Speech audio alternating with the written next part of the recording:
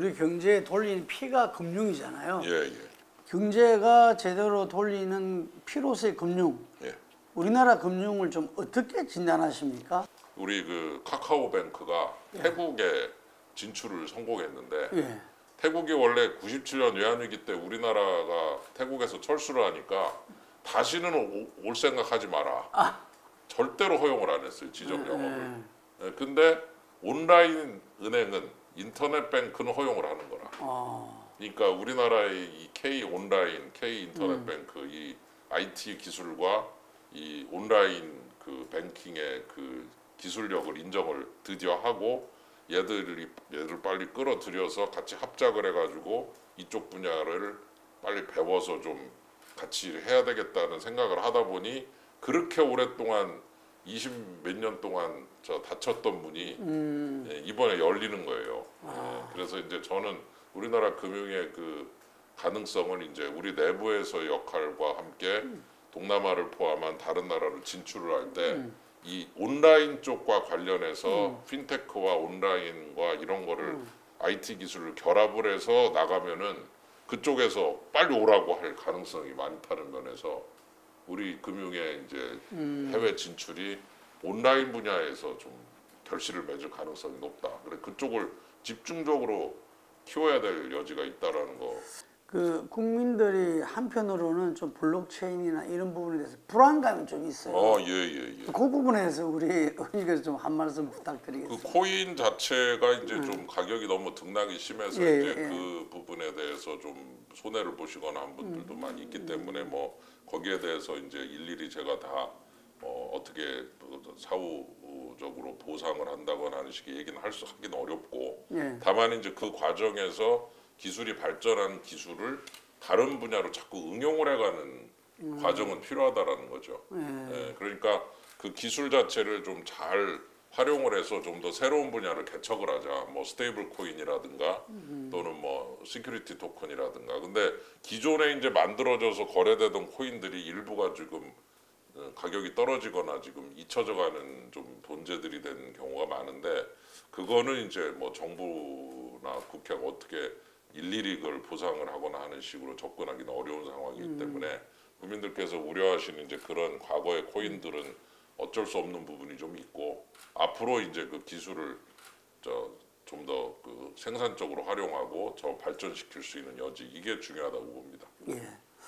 지난 4일 국회 정무위원회 전체에서 9월 위기설에 대해서 언급하셨습니다. 예. 이게 뭐 정부 차원에서 국회 차원에서도 좀 대책이 있어야 될 건데 어떻게 보고 계십니까? 이제 9월 위기설 질문을 한 거는 없을 거라는 걸 확신했기 때문에 질문을 했습니다. 그렇습니까? 예. 그거는 불가능한 얘기고 예. 대개 그 위기설이 돌면 위기는 안 오거든요. 예. 진짜 위기는 위기설이 없을 때 그 뒤통수 치듯이 찾아오는 게 진짜 위기죠. 예. 그래서 그런 차원에서 보면은 9월 위기설을 질문을 한 이유가 9월 위기설이 없다는 사실을 확신을 했기 때문에 질문을 드렸고 역시 금융위원장도 그거는 절대로 그런 일은 없을 거다라고 확신에 가깝게 얘기를 하셨고 그리고 이제 기초법 문제는 뭐 지금 이제 여야 합의를 좀 해야 되는 입장이지만 기업 구조조정 촉진법이 가진 그 장점이 좀 있거든요. 예, 법률 좀 파산법원으로 안 가고 금융기관들 내에서 그 협약을 통해서 좀 쉽게 지원도 하고 정리를 하는 이런 그 법이기 때문에 뭐 얼마든지 의미가 있다라고 보고 이거는 뭐 여야 합의가 충분히 가능한 부분이라고 생각을 합니다. 국민들이 금융권에 늘 이야기하는 게 금융권이 그 수익 구조로는 이 예대차 마진밖에 없다 이런 비판들이 많거든요. 그래서 이것과 관련돼 가지고 금산분리 재정비도 필요하다. 이게 안 되는데 어떻게 수익구조 다양화가 이루어지냐 이런 볼멘 소리도 있거든요. 예, 맞습니다. 금산분리 다양화는 이제 과거에 재벌들이 이제 은행을 소유해서 은행 예금을 다 자기가 필요한 데다 사금고로 하려니까 사금고 할 거다 뭐 이런 가설인데 지금은 은행 하지도 않습니다. 재벌들이 금융 뭐 돈 크게 못 벌고 그래서 이제 기본적으로 관심도 없고 그 제조업이나 뭐 자기가 잘하는 분야로 가는 거지 뭐 금융 쪽에 대해서 특히 은행에 대해서 크게 관심 없어요. 예를 들어 뭐 지금 삼성현대 같은데 은행하라고 그러면은 손 졌습니다. 그러니까 뭐 그거는 이제 옛날에 만든 그 허상이 그대로 살아 있는 거라서 금산분리 문제는 이제 조금 새로운 차원에서 접근할 필요가 있고 그래서 오히려 뭐 이렇게 카카오뱅크라든가 토스라든가 이런 새로운 자본으로 결합된 금융이 이제 인터넷 뱅킹 중심으로 새로운 기술을 통해서 쫙쫙 뻗어나가게 도와주는 것도 좋은 방법이라고 보여지고 그리고 이제 예대마진 문제는 이제 사실 그 간단한 문제는 아닌데 예. 미국 같은 데 은행들은 수수료로 돈을 많이 버는데 그 수수료라는 게 가만히 놓고 보면은 소비자들한테 이거 여러 가지 목록으로 그 비용을 청구하는 겁니다. 그게 수수료 수입이 좋아지면서 비이자 수익과 이자 수익이 맞춰지는 그 단계에서 필요한 게 여러 가지 비용을 청구하는 겁니다. 그러니까 이제 우리나라는 그 저 ATM 기기에서 수수료 몇백 원 나오잖아요. 그것도 굉장히 비싸다고 생각하시거든요. 예. 소비자들께서.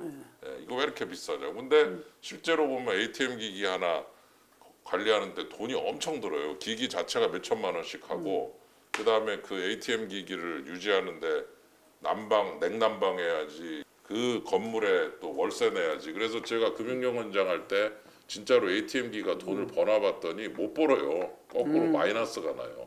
그러니까 할 수 없이 이제 마지막 남은 게 예대마진이죠. 예, 그거 가지고 이제 벌어서 다 이제 이렇게 활용하다 보니까 대한민국의 은행들은 예대마진 비율이 높고 제가 볼 때는 아마 당분간은 아마 그게 이렇게 금방 고쳐지지는 않을 거고 다만 자꾸 뱅크가 온라인화하면서 이제 그 기술이 발전하면은 뭐 은행 지점 찾아가서 뭐 직접 뭐 이렇게 대면으로 하고 하는 일이 자꾸 줄거든요. 그럼 그 대면에 필요한 은행원 숫자도 좀 줄어들고 하면서 비용이 줄어드는. 비용이 줄어드는 거죠. 그렇게 되면 이제 예대 마진도 자꾸 축소가 될 가능성이 높죠. 온라인이 발전하면서. 그래서 아마 이 문제는 뭐 새로운 금융이 발전하면서 디지털화되고 디지털 금융이 발전하면서 자연스럽게 이 문제가 해결이 될 가능성이 높다. 저는 그렇게 보고 있습니다. 의원님 소신성 발언들을 많이 하시는 것 같은데 예. 은행이 이제 금융권에 문제가 있을 때 예. 문제가 발생하면 해당 은행장부터 징계하는 간행을 경계해야 된다. 예. 라는 규제 혁신의 첫 단추로서 예. 금융권 CEO 처벌 강경을 언급하신 바 있습니다.